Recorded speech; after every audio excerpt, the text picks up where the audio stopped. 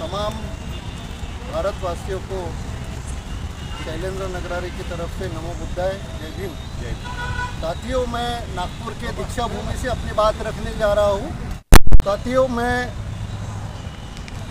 पिछले बुद्ध पूर्णिमा को मैं बोध गया और वहाँ का नज़ारा मैं खुद देखकर आया हूँ।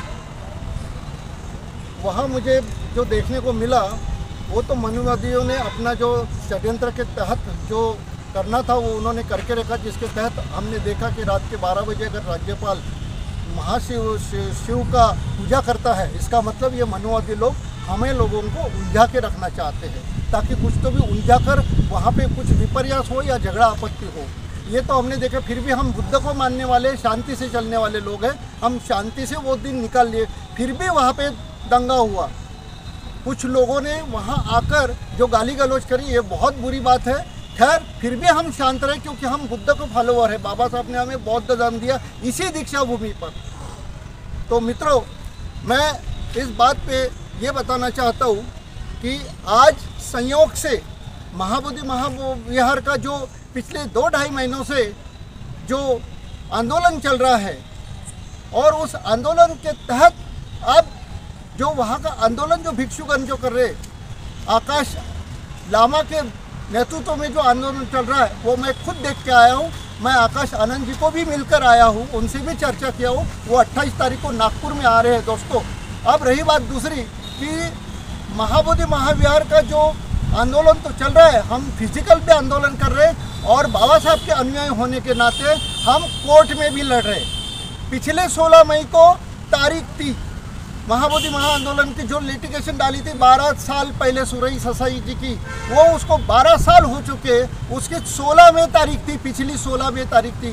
16वें तारीख के बाद जज ने फटका लगाया कि इतने साल कैसे लग गए, इसलिए अभी अगली 16 जुलाई उन्होंने रखी फाइनल हियरिंग के लिए।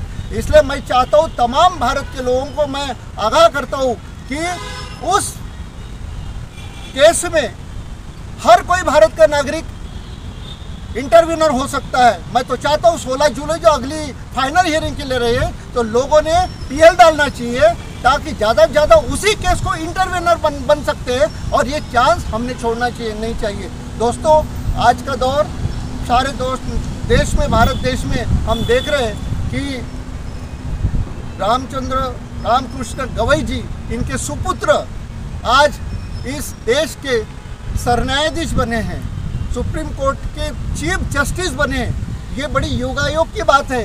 नाम उनका भूषण रखा है रामकृष्ण गवई जी, रासू गवई जिसे हम कहते थे, उन्होंने उनका नाम भूषण रखे।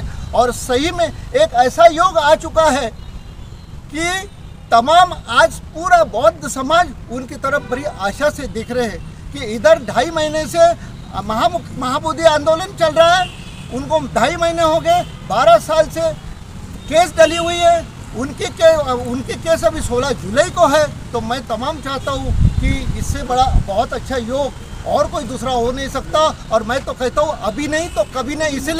इसलिए मैं चाहता हूँ 16 जुलाई के पहले जितने लिटिगेशन डाल सकते हैं हम, वो हमने डालना चाहिए उसको, उसी केस को इंटरव्यूनर होने के लिए, ताकि माननीय सुप्रीम कोर्ट इसका जायजा ले और अपना फाइनल निर्णय बताए। तो नाम के मुताबिक मैं तो चाहता हूँ कि आदरणीय भूषण गवई जी का मैं सम्मान भी करता हूँ, और वो supreme chief justice of India बने हैं। तो एक योग है, इस योग के तहत उन्होंने जो भी सच है, जो भी सच्चाई से अपना निर्णय देना चाहिए। सच्चाई यही है कि वो महाबोधि महाविहार ओरिजिनल बुद्ध का है, सम्राट अशोक ने बनाया है, वो कोई शिव मंदिर नहीं है।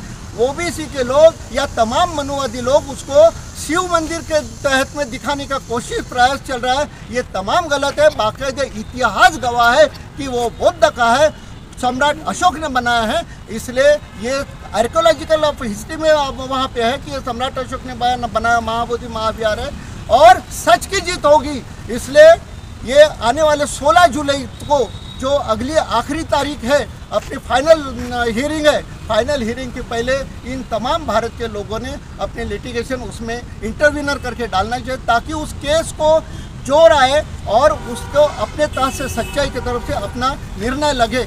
यही मैं आज के उपलक्ष्य में अपने देश के लोगों को बताना चाहता हूँ। मैं नागपुर शैलेंद्र नगरारे ऊंट खाना में रहता हूँ। जय भीम, धन्यवाद।